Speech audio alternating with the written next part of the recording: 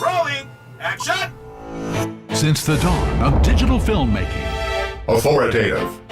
One show serves a worldwide network of media professionals. Current. uniting industry experts, Production. filmmakers, Post-production. and content creators around the planet. Distribution. From the media capital of the world in Los Angeles, California, the Digital Production Buzz goes live now. And welcome to the Digital Production Buzz, the world's longest-running podcast for creative content producers covering media production, post-production, marketing, and distribution around the world. Hi, my name is Larry Jordan, and Mike Gordon, our co-host, has the night off. We're going to start with Mark August. He's a veteran camera operator and filmmaker with 25 years in the U.S. Navy as a combat photographer. He served in both Iran and Afghanistan, and he's a co-founder, since he returned, of the Digital Cinema Society and currently the president of the Society of Camera Operators. There are a lot of things we're going to talk with Mark about tonight, including how to survive as a combat photographer and how to be a successful cinematographer. Next is Iain Richardson. He's the CEO of Beamshare, which is a web platform for sharing and review of media files between disparate team members. Tonight, Iain tells us more about Beamshare and what makes it better than the competition. Then we wrap up with Seth Worley. Seth is the resident filmmaker at visual effects software maker Red Giant. This week, he shares his secrets on what it takes to make these highly successful films go viral. The big news for right now is that today Apple released an upgrade to Final Cut Pro 10.2. It's now the 10.2 release, 10.2.1, and fixes a problem that a lot of folks were running into. If you were shooting 25p or 30p AVC HD, when you loaded it to the timeline, your images went black, which is frustrating if you've got lots and lots of video to work with. Well, the update fixes the AVC HD problem where certain frame rates, now if you shoot 1080, if you shoot a frame like 24, not a problem, but 25 and 30 would cause stuff to go black. This new upgrade fixes it. It also fixes a problem where Final Cut would crash when you tried to launch it from the dock. Upgrades for Final Cut are free. They're available from the Mac App Store. All you have to do is go to the App Store and go into products that you've purchased and re-download it. It will automatically erase the 10.2 version, replace it with the 10.2.1 version, and you're back and good to go. And hopefully this fixes the problem that I was getting a lot of emails about, which is the problems with AVC HD at 25p and 30p frame rates. We've got we're actually celebrating here in the studio. Well, not in the studio, but in the office. It's been raining and last couple of hours, and we're looking at it like it was oobleck falling from the sky. It's kind of unusual, and we're trying to figure out what this stuff is that's falling down rather than the ground growing dye. But dryness is not something I have to worry about for this show. We've got a great group of guests, and I'm looking forward to sharing some of their stories with you. Remember, you can read text transcripts for each show, courtesy of Take One Transcriptions. Transcripts are located on each show page. You can learn more at takeone.tv, and thanks, Take One, for making it possible. Remember to visit us on Facebook at digitalproductionbuzz.com. We're also on Twitter at DPBuzz, and subscribe to our free weekly show newsletter at digitalproductionbuzz.com. It comes out every Friday and gives you an inside look at both our show and the industry. I'm going to be right back with Mark August right after this.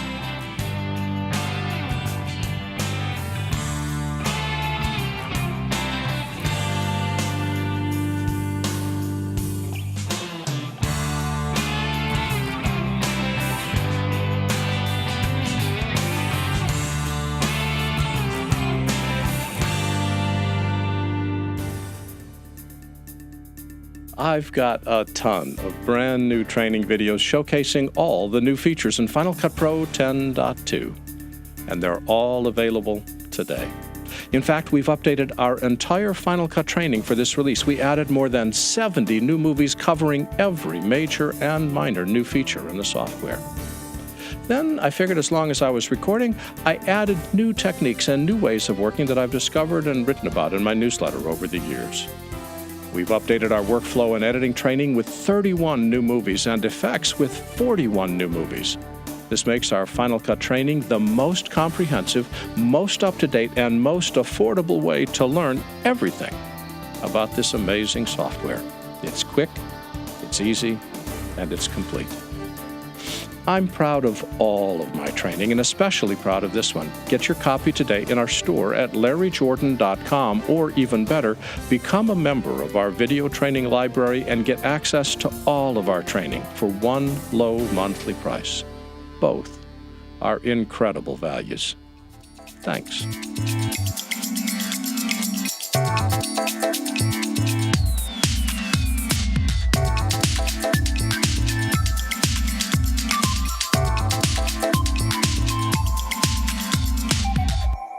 Mark August is a veteran camera operator and a filmmaker with 25 years in the U.S. Navy as a combat photographer. He's a veteran of the Desert Storm War in 1991 and the global war on terrorism in Afghanistan. He's now retired as of a couple of months ago of the Navy. Let's see, I wrote this script. Hold on a second. He's now retired, but was a member of the Navy Dive Unit Undersea Rescue Command, the U.S. Navy's only submarine rescue unit, and retired from the Navy just a couple of months ago. He's a current member of the Camera Guild Local 600, founding member of the Digital Cinema Society, veterans in film and television, and currently president of the Society of Camera Operators.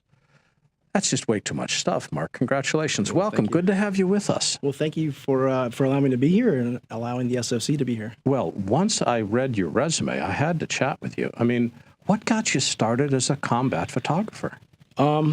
Personally, it was meeting my mother's employer, and he was a combat photographer in the Army. And he would share all these amazing images, and photography just became something to elaborate on drawing and art that I enjoyed doing the most, and then just learning that all this composition was part of art. And I never thought it would take me to where I'm at. I never realized it. Was it the photography that appealed to you or the combat? You know, being as small as I am in my stature, I'm only 5'5", and I loved physical sports.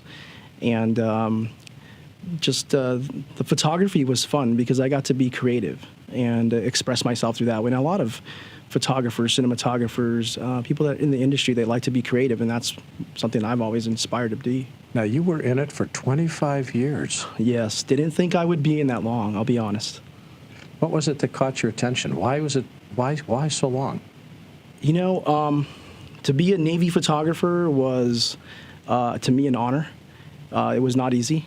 Every time I turned around, I'd meet a sailor that wanted to be or have my job. And every time I got an assignment, I got to go meet new people in the Navy or the Army, and they learned that there's photographers in the military. I found myself looking back and saying, I'm really lucky. I'm really lucky to have this opportunity to serve my country and to have that job description and represent the Navy or just represent our armed forces. Well, cast your mind back, 25 years. Okay. First gig on the job. What kind of gear were you shooting? Wow.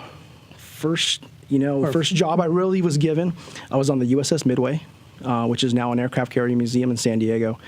And Mr. Johnson, our lieutenant, he had just bought a brand new Nikon FM2, brand new camera, had it in a box.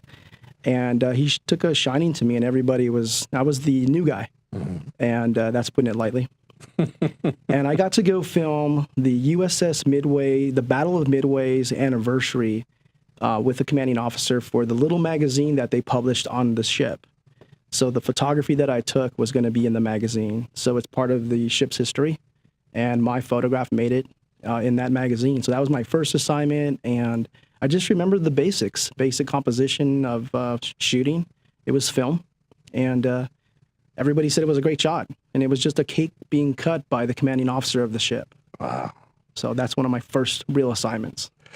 The gear's changed since then. Oh, yes. We've moved from film to digital, and the cameras seem to evolve at a dizzying pace. But has the work changed? How's being a combat photographer? Think about the time that you were in Iraq or Afghanistan. Was the assignments, the process of shooting different?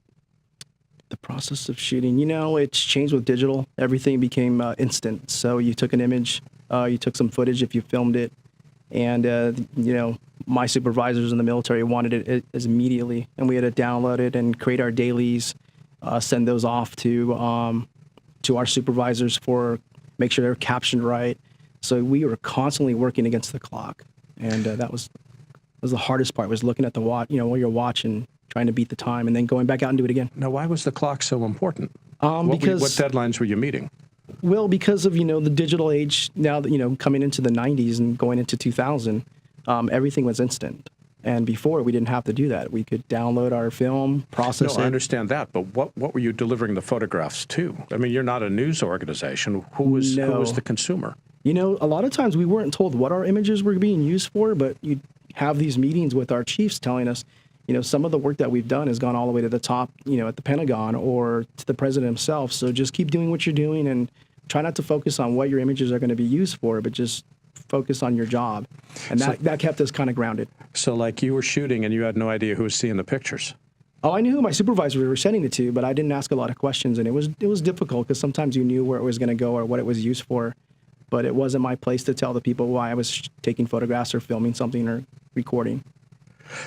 Let's go back to Afghanistan when you were there. What was a typical assignment? For myself there, I was with Naval Special Warfare, which was the SEAL teams, and for public relations, and just showing the conditions of the base. Back then, it was just considered a tent city. It was very brief, and then a few patrols. That's pretty much all I could talk about. It was just more public relations and showing the conditions. And I think later on I saw images and didn't recognize the base. Were you ever in a dangerous situation as you were shooting? I did. I did some dumb things by not paying attention, or I walked into a field of grass not realizing it was a landmine field. So bad decisions. But we all kind of made some dumb things. But I think most important thing was learning from the senior guys that were there just before me or only been in country a little while, and watching what they do and paying attention, and you learn real fast. Well, you retired in March. I did. And you've been involved in filmmaking in the military for 25 years. Now you're trying to make it as a veteran into the film industry as a civilian. What's it like to make that transition? Well, in 1993, I left the Navy full-time and I went to the reserve. So I was been a reserve combat photographer, just for clarification. And the first time I tried to get into the industry, I just hit a lot of brick walls. And lucky for me, a gentleman by the name of Harry Humphreys, who is a technical advisor who's good friends with Michael Bay, needed a photographer for a film that they had just started working on called Transformers. And I got involved with that through Harry Humphreys because of the SEAL teams. And that just went on to going into Panavision, working there for 5 years as a technician in high definition. And that transitioned into going into the Union, still staying in the reserves while I was there. Had some assignments, went to North Korea for a month, took some time off in my real job at Panavision to go work for the military, and just continued to grow my resume. One of the things that you've done combat photography, you've done camera operation, and you've also been a cinematographer. How do you differentiate between them? What makes them different?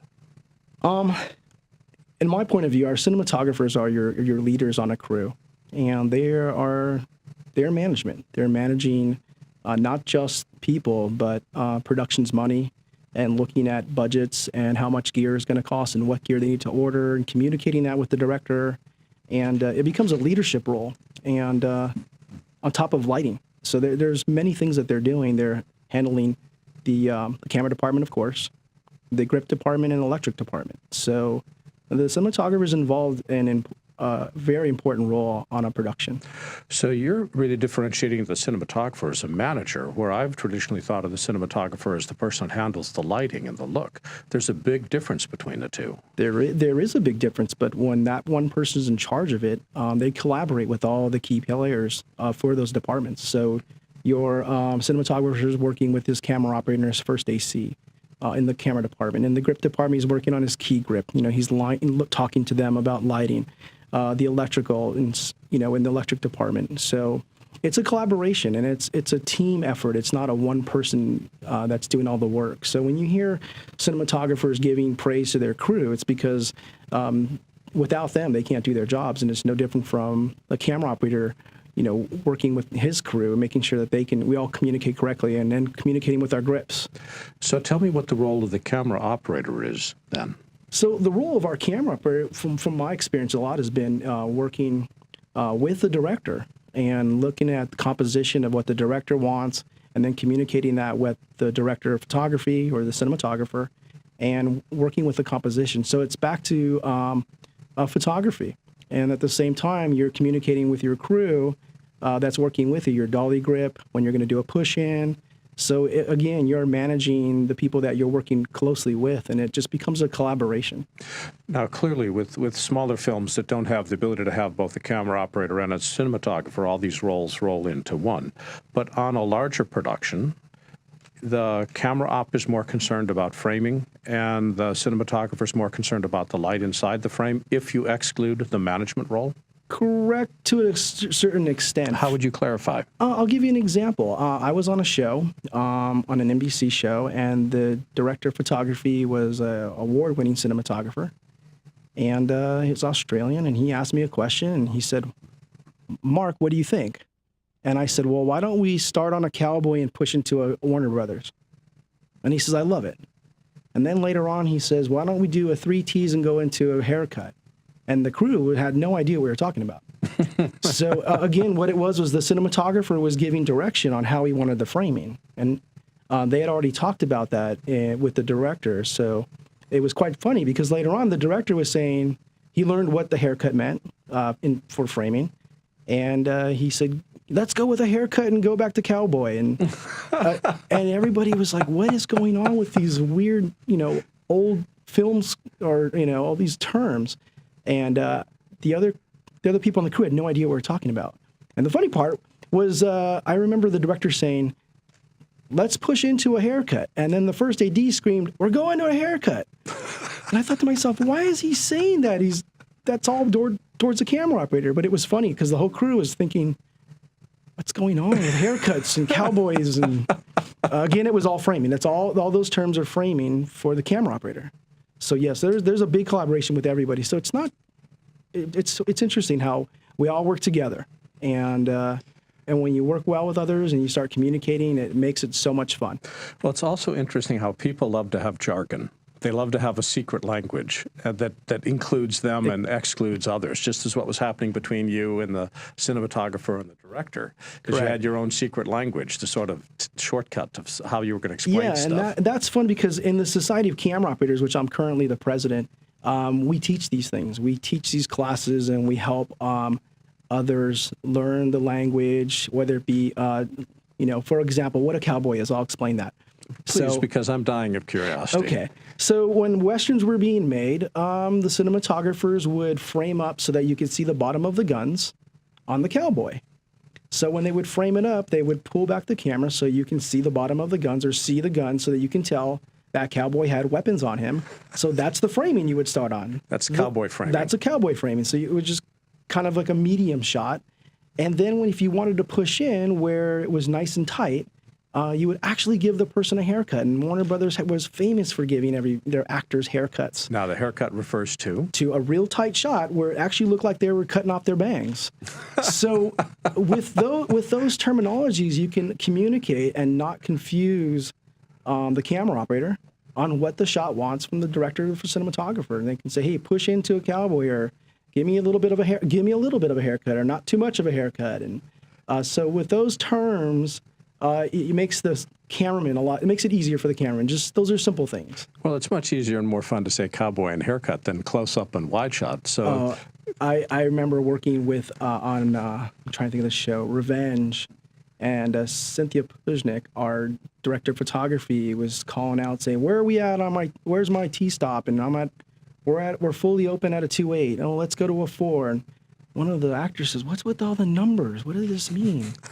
And so, it was just communication on set. And we're out counting 4s and 2s and a 2.8. And it was funny, because we're yelling it out in the middle of the crew, and the crew's going, "What's with these numbers?" So it doesn't always have to be the lingo, but can be the apertures of the camera. So that's what we were talking about, apertures, because she was looking at the lighting for that scene.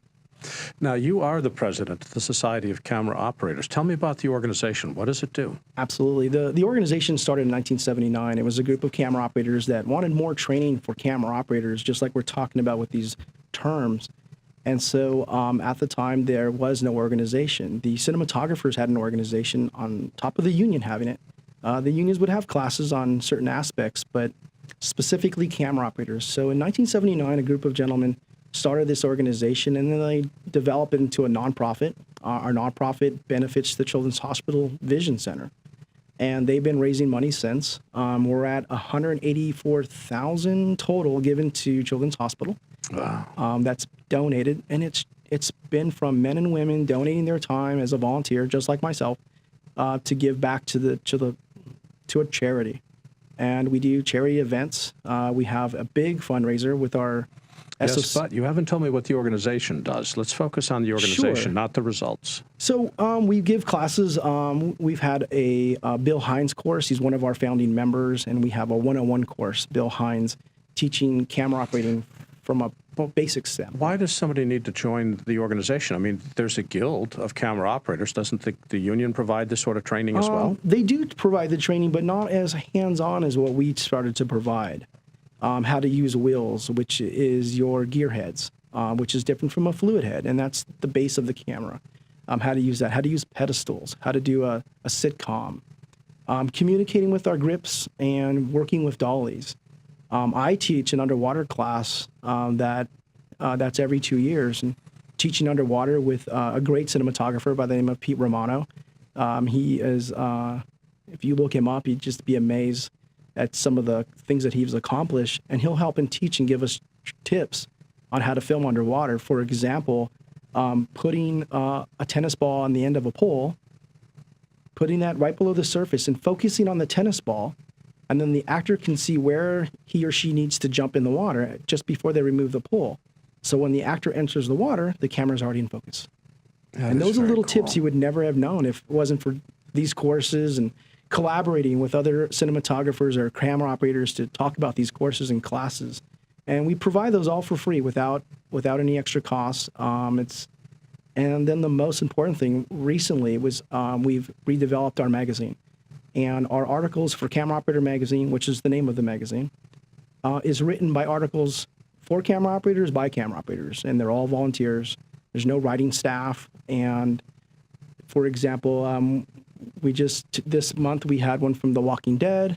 We've been working with Colin Anderson, SOC. He's one of our active members, and he's currently working with our editor for the new Star Wars film. He was the camera operator for the film coming out in late December. Now, who can become a member, and who can get the magazines? Do you have to be a member of the union? Can be an independent filmmaker? Well, that's the great thing about the organization. It's not a union. You do not have to be in the union. It's not a qualification. We have 3 tiers of membership, which would be our active. Any camera operator that's been actively involved for 5 years of camera operating experience. And then we have our associates, and that's our camera assistants, our first AC, seconds, directors of photography, our DITs. We now have producers. And then we have our student members. And then we have our honorary members. So some of our honorary members would be Mr. Clint Eastwood, Steven Spielberg, Ron Howard, Penny Marshall. They've all become members of our organization. Just recently, we just inducted, I'm trying to think of her name. I'm just sorry. That's all right. So if an independent filmmaker wants to join the organization, can they, and how? Yes, actually, if you wanted to join, you can go to our website. It's soc.org. And if you go into membership, you can apply. And from there, you'll get our magazines. We have screenings during award seasons, all the training classes. We have a barbecue once a year that's coming up this weekend. And go to all these events and learn about cameras and find out how you can become a camera operator professionally, network with some really big names in our industry. For example, I've got to become friends with, Stephen Campanelli. He's a current member, an active member, and he only works with Clint Eastwood, and he's just directed his second major film. So he's moving up to director. Colin Anderson, who I just mentioned, has just finished Star Wars, and they're all members. Gentlemen like Dan Gold. Dan Gold has an amazing camera operator and works on some of the greatest comedy films. I was asking about Ted 2. He's worked on some great films, Hangover 1, and talking with him. And then I'm trying to think. There's just so many camera operators that week. Mitch Dubin, he works with Steven Spielberg. How much does membership cost?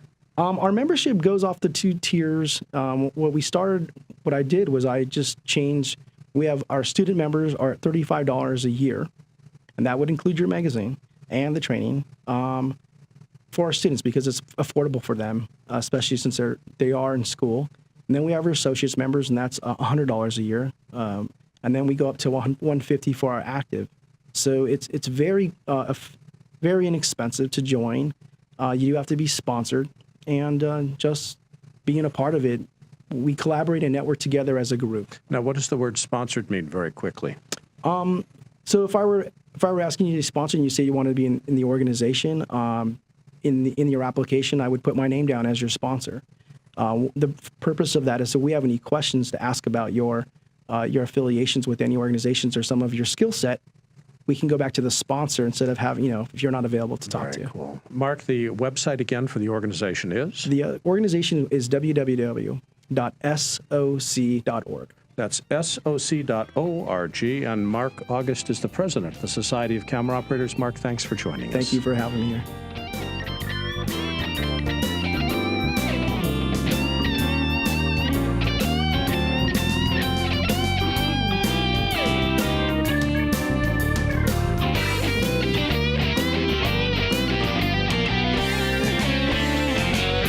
Iain Richardson is the CEO and founder of Beamshare. This is a web-based video review platform that soft launched last year, but essentially it's brand new to the marketplace. And Iain, thanks for joining us today. Thank you very much for having me. How would you describe Beamshare? So as you said, it's a simple way to get media files out to people who need to review them, comment on them, collaborate on them. So, for example, our customers are using it to get drafts and final versions to corporate clients or executive producers who need to review the material and put in their comments and kind of collaborate on it. Well, I can think of any number of web-based video review platforms. Why did you decide to create Beamshare? So we've gone for something that we think meets a need for our customers, which is something that's really simple to use. It's particularly designed for when you need to get material to somebody outside of the edit suite who's maybe not so technically literate, and we wanted to make it very simple, very quick, and very easy to use. So that we think we've got possibly the simplest platform that's out there. I'm reminded of other CEOs I've talked to who always say that we've designed this to be easy to use. How would you differentiate yourself from the competition as they're looking at some of the other platforms that are out there? What makes you special? For example, if you wanted to get a clip out to somebody, you can go to our website, you put in the clip, your email, their email, click send. That'll take you about 20 seconds, and then our system does its trick. You both get a link to review it, and it just works, whether you're on a PC, a Mac, or a tablet. Very, very simple. So there's no training, there's no startup time. And as one of our customers described to us recently, as you go further up the management chain, for instance, in broadcasting, interest in technical stuff goes way down. So it has to be simple, it has to be quick. So that's kind of what we're focusing on. Well, let's walk through the process. Let's say that I've created a file, and let's say that I'm a small production company as opposed to a studio, and I need to be able to get this out to the client who's located geographically somewhere else. What's my process of getting that file so that it becomes as easy as sending a link? Because clearly we've got to transfer the file somewhere, don't we? Sure. You simply select the file on your PC or Mac or whatever you're using. You put in the email address of the person it's going to. You put in a comment if you want to, explain what it's about. And then you just click send, and then Beamshare will upload the file. It'll process it. It'll make it, ready for whatever platform the receiver is on, whether it's, mobile, iOS, Android. whatever they need, they get in a very simple form, and that all just works away. Depending on your upload connection, it might take a little bit of time, so it's as fast as your connection. Okay, but wait a second. If email generally has a 5 to 10 megabyte file limit, which means that I've got to then compress that file down to 5 meg to be able to email it? Or how is Beamshare getting the file from my system? Say I've got a 70 gig master file that they need to review. Sure. So your Beamshare works through a web page. So you're not really emailing the file. You're going to our web page. It's an online system. Going to our web page, and you're basically putting the file name and your email into a form, and then it's a browser-based application that is uploading the file. Then our application will send out a link to you and your client or your colleague. So I'm not putting the email address in an email program. I'm putting it into a browser interface, and behind the scenes, the browser's grabbing the master file. Is there a file format that you prefer that works best with this? I'm sure uploading a 70 gig file would, for most people, be a little bit time-consuming. So we'll handle whatever format you give us, but you're quite right that if you're, for instance, a small company with maybe a not very fast broadband connection, you probably want to provide a file that's a manageable size, simply because it's going to be quicker to upload over your connection, because we can't really control that. And then what's also good about it is that the person at the other end doesn't download the file. They just simply get another web interface with a play button and an easy way to put in comments and add their feedback. Are the comments synced to timecode, or can they see timecode if they're interested? Yeah, so the comments are actually in the timeline. So if I put in a comment at 3 minutes, 20 seconds, then that will appear with a little colored marker that identifies where it is. And it'll have my name against it. So what some of our customers find is that they might have many people involved. There might be 6 different people who need to see this, leave their comments. So a kind of a benefit we didn't quite expect is that everyone gets to see each other's comments. So you tend not to get you tend to get a consensus, so if the first person says they don't like, this scene, the second person will at least see that, so they can kind of get their thoughts in line without having to go round and round on email chains and, lots of catch-up calls. So now we've reviewed the video. How do we assemble all the comments back to deliver to the editor so they can make changes? So the editor, everyone involved gets to see this list of comments color-coded against the timeline. So the editor would typically just work from that and just make sure everything's done. And then, there's usually like a loop, isn't there, where you collect all the comments, you make the changes, then they could upload a new version. And one thing we do is we provide a way to put everything in a folder, so you can have first draft, second draft, final version. You can also put documents in there, which is quite handy if you've got the original project spec that says there's only going to be 2 drafts. So if you want a 3rd draft, you're going to have to renegotiate the contract. You might put the script in there. So, collect everything together. And again, the whole idea is to get away from these big chains of emails that are quite difficult to handle and quite time-consuming. How long have you spent developing this? It's been about 2.5 years. So it's, quite a process, and a lot of work and a lot of discussions with potential customers to get it in the form that it is now. What was the hardest part of the development process? In the early days, it was getting any video file watchable on any device. So, doing all the work behind the scenes to produce, whether it's different versions or to make it streamable or to, so we want the people involved, the editor and their client, to not have to think too much about that. Just upload a file and we do the rest of it. So that was the hard part in the early stage.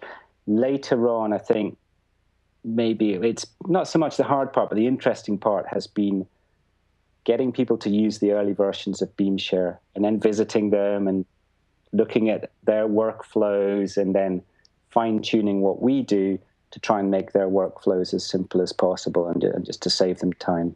So kind of understanding the customers, understanding what's important to them. How is the system priced? You can use it for free, and a lot of people do, and we just place a limit on the amount that you can actually have stored on our online system, because we obviously pay for that. And then for customers who want to share more, store more material, or share more with multiple clients, we just charge a monthly subscription. Is the subscription price based on the amount of material stored or the amount of transmitted or number of clients? How are you pricing that? We keep it quite simple, so you can store 100 gigabytes of material, and you pay, it's 15 British pounds a month, because I'm based in the UK, which is about $22 a month. So roughly, and then some of our customers might have multiple team members, so we have a team subscription as well. For people that want more information about Beamshare, where can they go on the web? Beamshare.com, very simple, and you'll see right on the front page a little form. Put a file in, put an email address in, and you can start reviewing within seconds. That web address is Beamshare, BeamShare.com. And Iain Richardson is the founder and CEO of Beamshare. And Iain, thanks for joining us today. Thank you very much, Larry. It's been a pleasure talking to you.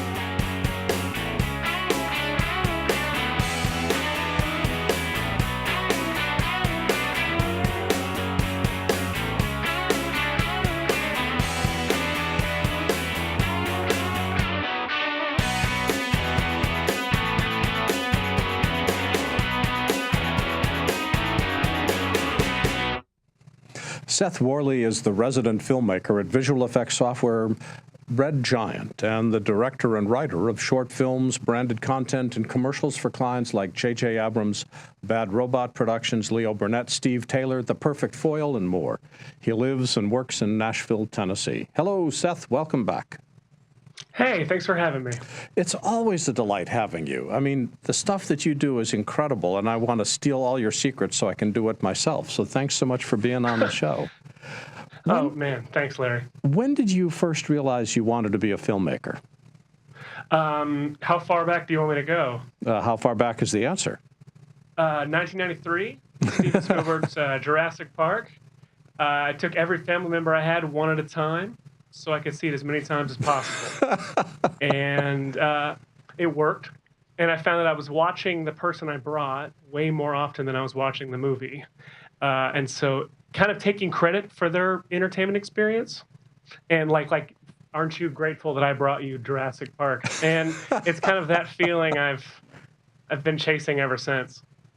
Well, I was just thinking, I love watching the reaction of audiences to stuff that I create and see when they fall asleep and when they're getting excited about it. So I can understand why that triggers, because you're responsible for that emotional response. Even if Steven Spielberg created the movie, you're the reason they're sitting there watching the movie, so you get credit for that.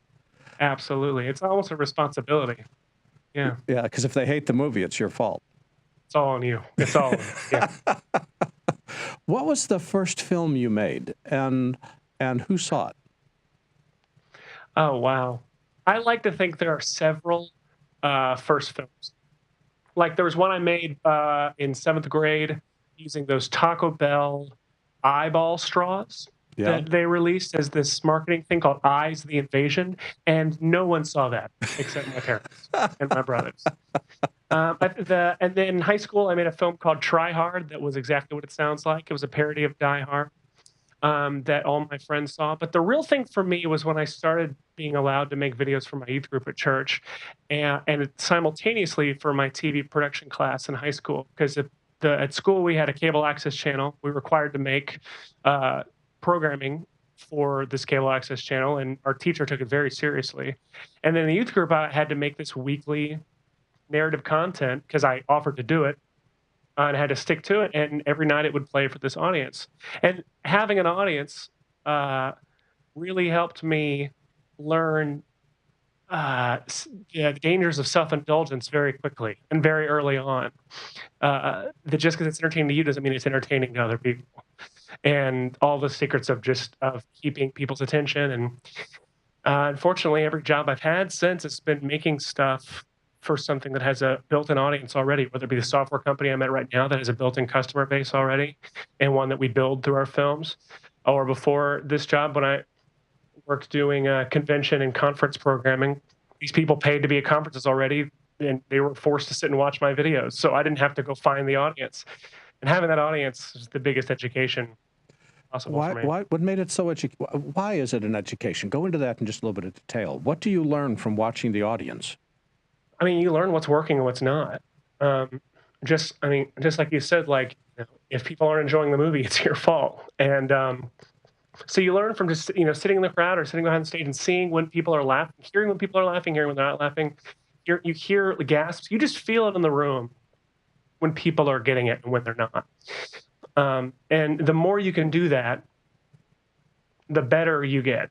I believe, because so many people can make things in a bubble and be convinced that what they're doing is great and never grow because they never have to experience the horrible feeling of making something that doesn't work and having people respond to that. You know what I mean?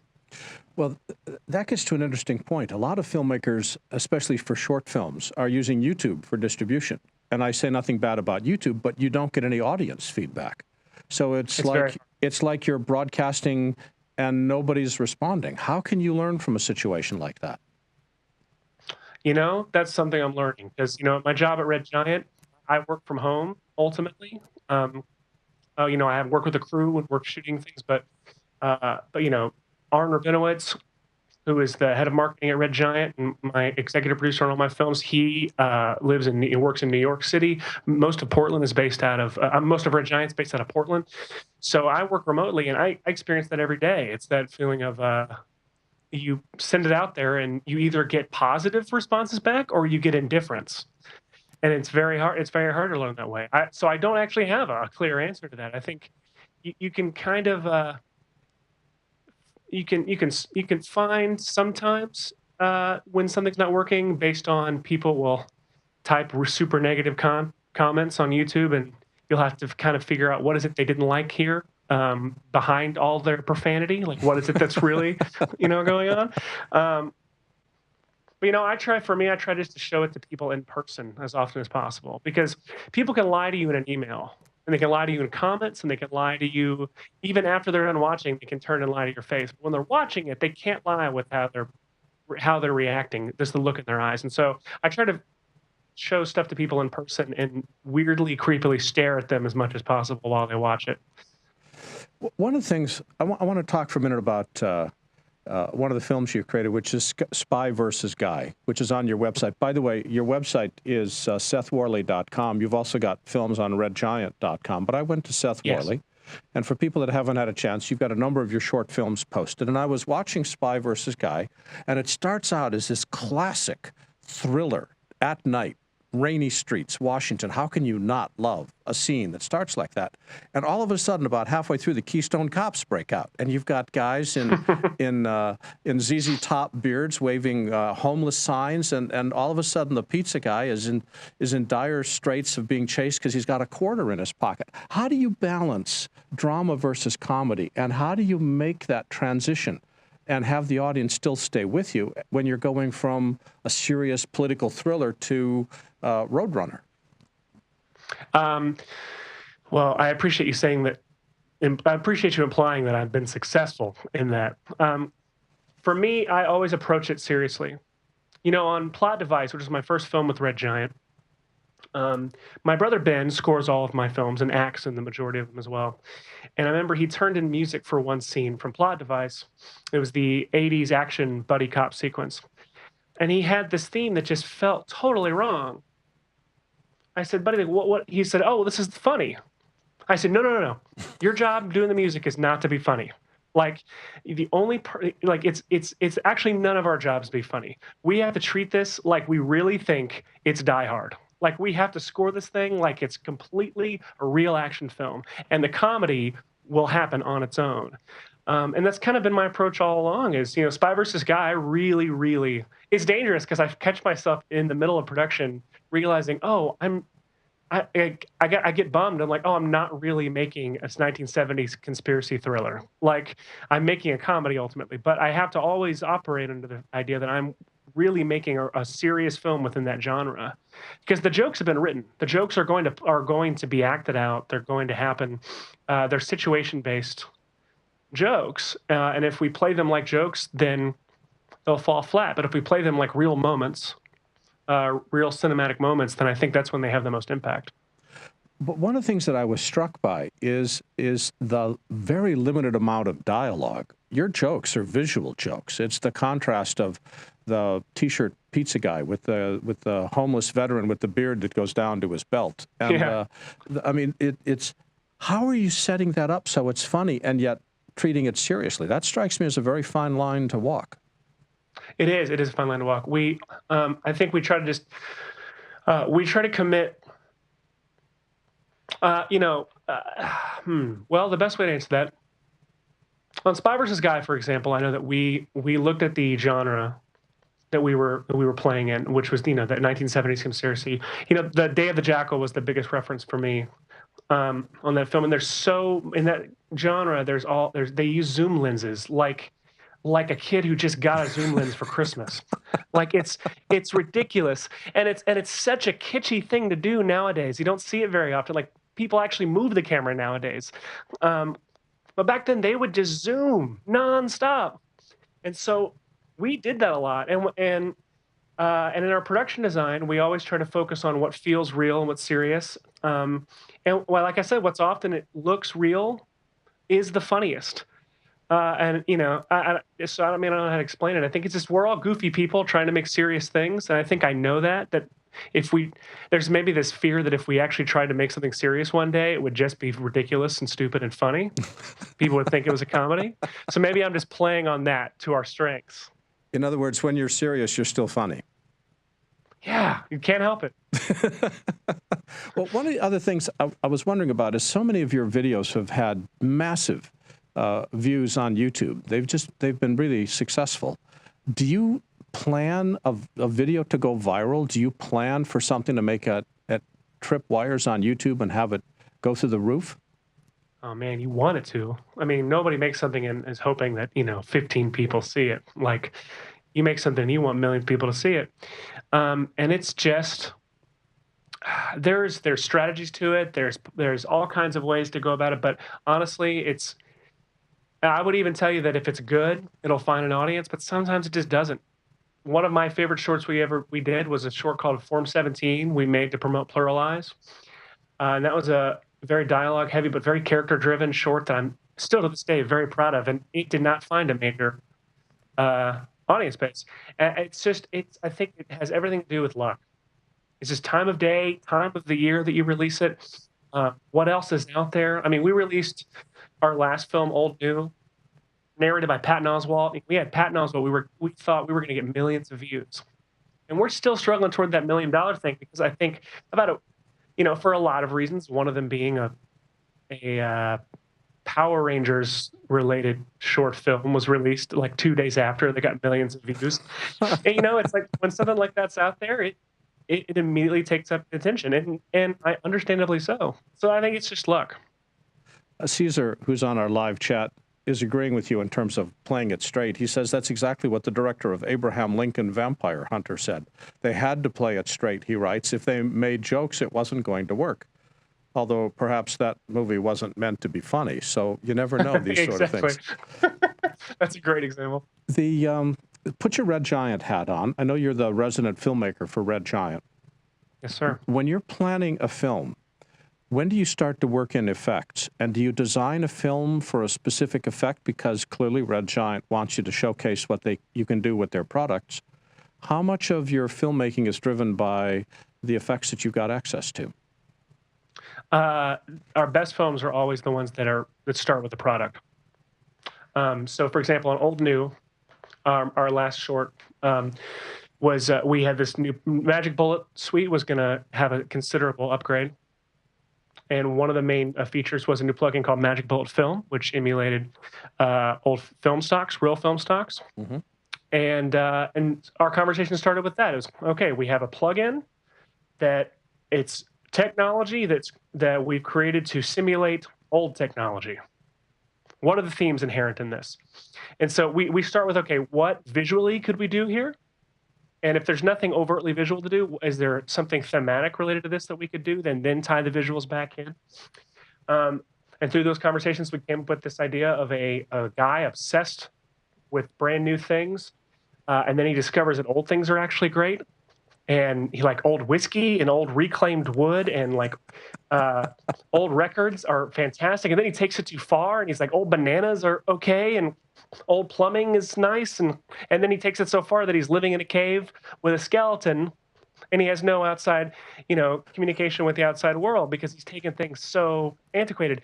And we just thought that's great. It's a great way to play up this, cultural idea that like pictures don't look finished until they look worse and older, and that old things are better than new things. And through that process, we were able to actually visually show this by having the look of the film become more older and older and go to these older film stocks as it goes on, showcasing the variety of looks that Magic Bullet Film can accomplish. So yeah, the best ones always start with the product. The worst ones are the ones where I have a cool idea and we just find the closest possible product we can plug it in with and go with it. Well, you got your start with effects with little eyeballs on sticks. Little eyeballs on sticks. What boggles the imagination right there. What is it about effects that fascinates you? I love the quote from John Lasseter where he said that art challenges the technology and technology inspires the art.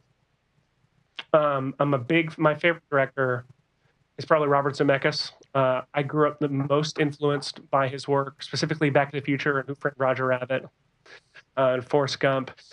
I mean, those movies prove that like the visual effects are not all about robots and dinosaurs and, the big spectacle. It's even about just the spectacle story itself. It's just a problem-solving thing. Visual effects are such a creative form that involves such an interesting amount of problem-solving. Man, I have a much more romantic answer that I totally forgot. But it's problem-solving, and it's the idea of creating an illusion for people and showing people something that they can't see in every day or that they may not be expecting. But it seems to me, you couldn't pick a better film to be a fan of than Who Framed Roger Rabbit. That film, you don't see a single effect. The rabbit is real. Jessica is real. And it's, of course, they're interacting with Bob Hoskins. And what to me is the effects became invisible. You couldn't tell the story without the effect. But the effect is not something you pay attention to. It's, of course, the curtains move when a rabbit moves past it. You don't even notice it, as opposed to a lot of things where how big you can blow it up or how big an explosion you have sort of gets in the way of the story. They can't tell the story without the effect. It seems to me that you've got something just like that in mind. My favorite, to me, I think the thing that made me like solidified the magic of making movies to me was the making of Roger Rabbit, the scene where the weasels come into Eddie Valiant's office and they're carrying around live action guns. And they're animated weasels carrying live action guns. And with their raw footage is just an Invisible Man movie. It's these floating guns walking around that are being hung by strings. And then Bob Hoskins has stiff handcuffs on his hand to where Roger's hand can be animated into it, and he's controlling it. And he's got that machine that's under the sink that he pulls up and it spits the water out, and they paint Roger over it. I mean, as a kid, I remember seeing that and thinking, grown-ups do this for a living? Like, this is awesome. And it's those subtle details that are just, it's just them having fun. They could just simply throw in some animated characters, not simply, obviously, but you can throw in animated characters holding animated weapons. But I love that extra challenge of, let's make this a little bit harder. Let's put live action guns in there. And the other thing is Bob Hoskins' performance. I think some of my favorite actors are actors who you see work with visual effects really well because they're just good at pretending. And not only that, but they enjoy doing it. And they take it totally seriously. Patrick Stewart is one of them who comes to mind. But Bob Hoskins and Roger Rabbit is one of the best live-action visual effects performances in film history to me. Well, it was that movie. It was back to your tennis balls again. They were holding tennis balls that illustrated where Roger Rabbit was, and Bob was acting to a tennis ball and made it completely believable. Exactly. And he also gets what a lot of people can't. I don't know how he did it. He got eye line right. And that if you have a character that's supposed to be here, but they're not, you pretend to look at them, you're focusing on something beyond that. You can't focus at nothing. I don't know how he does it. In that movie, he is focusing at that space, even when there's nothing there. It's exceptional. I could talk for about 2 hours about Bob Hoskins' eye line in Roger Rabbit. Which gives you an idea that you have got to get a life. I think that's the big risk. I really do. Look, I don't leave this room. My kids haven't seen me in months. I've just been finishing films. As you look at, you're not yet 60, but as you look back over the last several years of filmmaking, what's the number one lesson that you've learned? Wow. That's a question I wish I had read ahead of the show. To say it one more time, As you look back on the films that you've made, and each film evolves, improves on the one before it, what's the big takeaway? What's the big lesson you've learned about filmmaking? Each film I've made, have fun, challenge yourself. I've learned that when you're not, the best projects are the ones that I have no guarantee they're going to work. And the ones that have been the least fulfilling, and that I've learned the least and accomplished the least, are the ones that I know they're going to work from the beginning. And so I think it's the biggest thing I constantly learn is just constantly challenge yourself, constantly try new things, work with new people, do things that scare you, and keep your crew safe in the process. If you'd have rehearsed that answer, it wouldn't have been as good, by the way. Seth, where can people go on the web to learn more about you and your products and films? You can see all my Red Giant films at redgiant.com/films. There's also tutorials I do there. And you can see my other projects, like my commercials and such, at sethworley.com. And the Seth Worley himself, that's SETHWORLEY, sethworley.com. Yes, Seth, it's always a delight chatting with you. Thanks so much for sharing your time today. Thanks, Derek. So glad. Take care.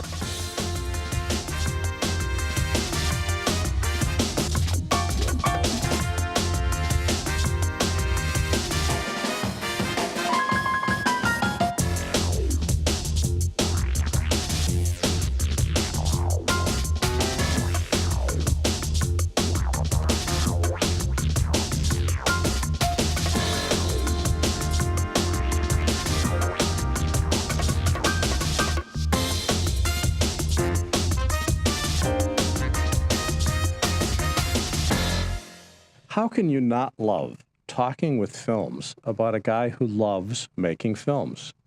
And you could tell just by watching Seth how his eyes lit up as he starts to describe some of the films that motivated him to become a filmmaker. And if you haven't gone to Seth's website to see some of the stuff that he's created, some amazing short films that are fun to watch, and thinking about getting involved with your work. When we were talking with Mark August about some of his challenges in being a Navy photographer for 25 years, suddenly realizing that what he thought would be a 4-year gig turned into a 25-year career with opportunities he never expected. I love watching interviews where people's eyes just light up and they start to share their enthusiasm of why we're in this business in the first place. Which leads me to thank our guest for tonight, Mark August, the U.S. Navy combat photographer and president of the Society of Camera Operators, Iain Richardson, president of Beamshare, and Seth Worley, filmmaker for Red Giant Films. There's a lot of history in our industry, and it's all posted to our website at digitalproductionbuzz.com. Here, you'll find hundreds of past shows and thousands of interviews, all searchable, all online, and all available today. You can talk with us on Twitter at DPBuzz and Facebook at digitalproductionbuzz.com. And Mike Horton has the night off, but he'll be with us next week. And in the meantime, I'll mention that our theme music is composed by Nathan Doogie Turner.